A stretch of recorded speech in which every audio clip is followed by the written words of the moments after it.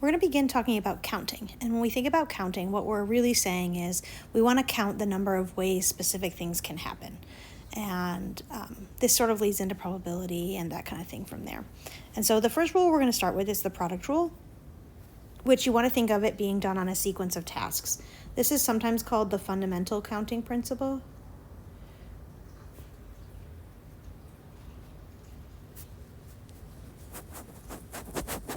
And basically what you want to, when you think about this, you want to think about if you have a task that can be formed as a sequence of tasks, one after the other, then the number of ways to complete the job is the product of the number of ways to complete each of those tasks.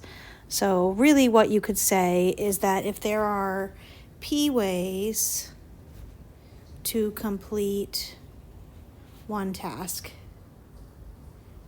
and Q ways to complete another task, then there are P times Q ways to complete both.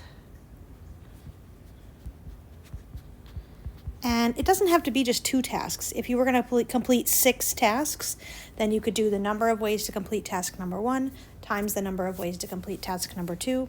Basically, however many tasks you have to complete, you just multiply the number of ways to complete each one.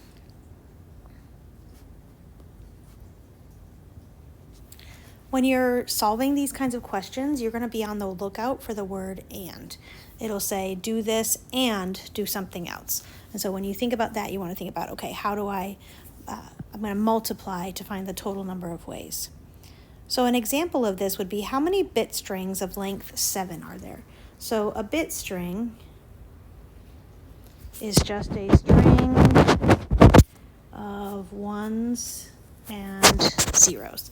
So for instance, here's one bit string of length 7. Here's another bit string of length 7. So what we're trying to figure out is how many bit strings of length 7 are there. So if you think about this, this is sort of like having 7 tasks. You have to pick a 0 or 1 for each of the 7 places. So 1, 2, 3, 4, 5, 6, 7. And you're going to do this. You're going to pick a bit string for the first place, and for the second, and for the third. So you're multiplying.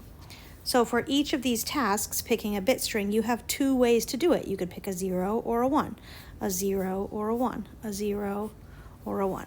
So the number of bit strings of length 7